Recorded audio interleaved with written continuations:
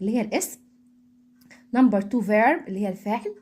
3 adverb اللي هي الحال. نمبر 4 preposition اللي هي معناها حروف الجر. نمبر 5 pronoun اللي هي الضمير. نمبر 6 اللي هي الادجكتيف اللي هي الصفات. نمبر 7 الكونجنكشن اللي هي حروف العطف. نمبر 8 اللي هي الانترجكشنز. الانترجكشن معناها اللي هي صيغة التعجب. يبقى معايا هنا there are 8 parts of speech، معايا 8 أقسام للكلام.